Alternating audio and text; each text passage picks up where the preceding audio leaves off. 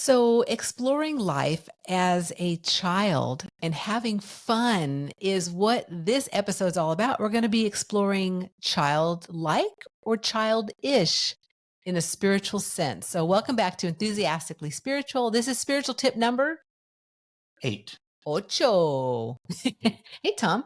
Hello, Teresa. So, you know how I like to have fun. Oh, you like to have fun. And this topic came up recently about being childlike or childish. So, what does being childlike mean to you, Tom? Well, for me, being childlike, I always remember when I was about 4 years old and how I'd walk outside and explore the neighborhood, the few houses around where we live. And I'd go and look at bushes, and I just was ecstatic, about, wow, look at this flower, look at that bee, and uh, there was just this amazing sense of curiosity. I'm sure many people can relate to that. And then, of course, over time, that sort of died down. But the things that really turn me on now, are similar. And childlike is having that renewable enthusiasm. Oh, I like that word so much. What is childlike? What were some of the things you'd like to share about that? Well, so childlike to me is really embracing for myself, embracing the moments that I'm at. And an example is like recently we went to the botanical gardens here in Des Moines. And I was like, like take pictures and stuff for social media. I'm like, hey, Tom, take a video of me. So I took a video of skipping and spinning around. And that's to me like being childlike, just enjoying the moments. And sometimes it's kind of reverting back. Like even sometimes we'll go for walks and I'm like, oh, a swing set, and I'll go over and I'll swing for a while or something because it's just fun.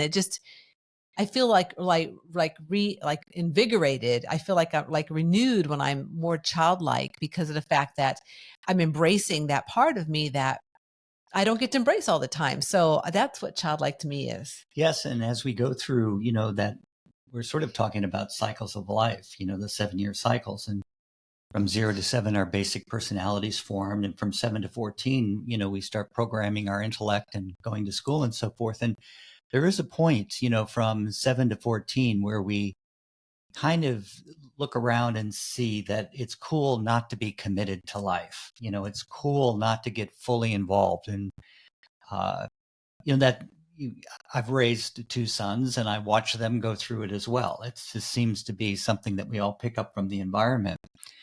But when I think about it, what really turns me on is, like you said, just getting on that swing and still swinging. And, there's many things we can still do.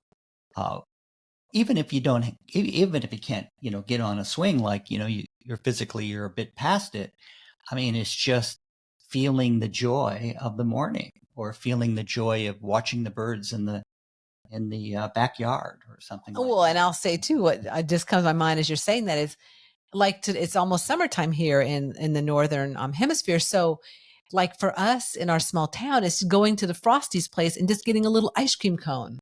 That's like the best, right? I mean, Rekindles maybe not the best sugar, but it rekindles that childlike part that I just love so much because I have good memories of, well, not really good memories, I'll tell you. When my dad, we would go to Dairy Queen in California, but my memories of ice cream cones, honestly, is we're in the back of the car. Dad, we go up to order. Dad orders himself a big ice cream with chocolate all over it, gets us a little, one of those little star pops in the back, and we watch him suck it down, and we're not able to get one because it was really a mess.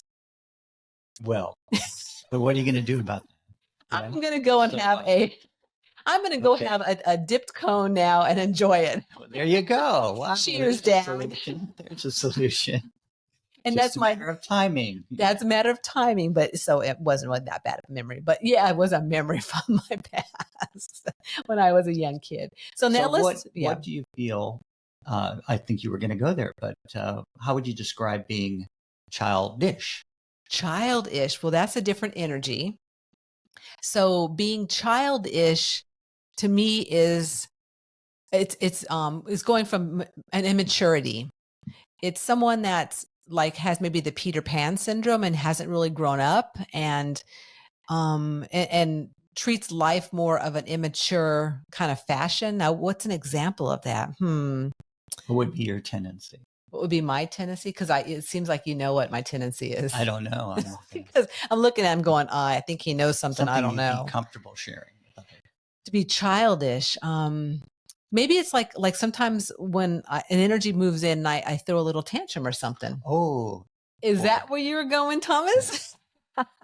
Which doesn't happen like as much as it used to happen, but there are times when, yeah, I might be a little childish about something like that.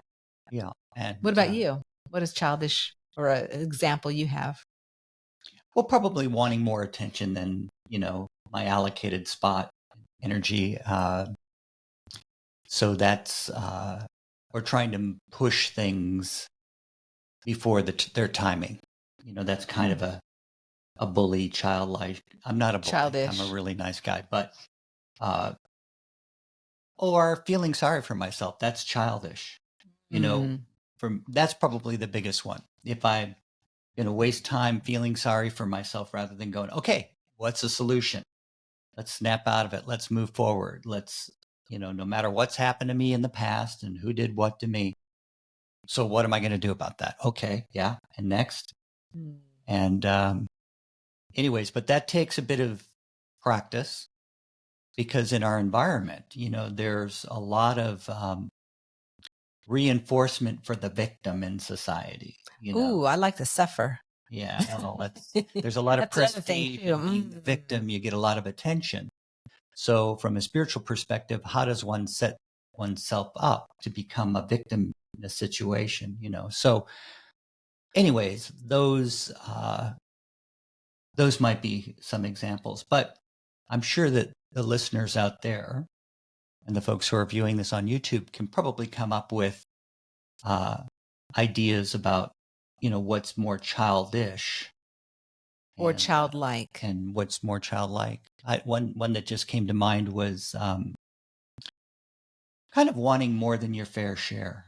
That I guess that's the one that's not tuning into the bigger picture. We, as when we're little kids, it's all about us first, second, and third. And so for me, maturity is like, it's all about me first, but then there's people I'm living with, and then there's greater community, and it all has to be simpatico and in sync with all of that. Absolutely agree. Yeah. So that was a good one. So yeah, just a little insight, guys, for the spiritual tip number 8 on, are you sometimes working with that childlike part of you, which is fun and exciting and filled with curious, filled with enthusiasm, enjoyment. I enjoy that little licking that ice cream. Or how often are you working with the childish part of you that may be more immature? Yeah. So a childish example would be, this ice cream isn't perfect. Why don't they have more of this on it? And why didn't you ask for some of that? Well, they should have just known, so there you go. I mean, yeah, that's funny. As you say that, it's like, I can see even adults saying that. So, anyway, this happens to all of us at different times. And so we hope that this episode gave you a little insight into the difference between being childlike or childish and accessing the spiritual part of you to really rock the right one you want to rock. Yeah, renew your enthusiasm with that childlike essence of curiosity, love, joy, fulfillment, involvement. I love it. Matter of fact, tonight we're going to be going ballroom dancing, so we're going to be getting childlike tonight, peoples. Hooray. Right. Tom's like, oh boy. So until next time, thanks again for listening into another mini morsel episode, another spiritual tip number 8 for you guys out there listening. Spiritual tip number 8. And we look forward to come back and sharing again soon with you. And until next time, remember that life is too short to not be enthusiastic about your unique journey. Hey everyone, for a spiritual perspective that you won't find anywhere else but right here, please make sure you subscribe.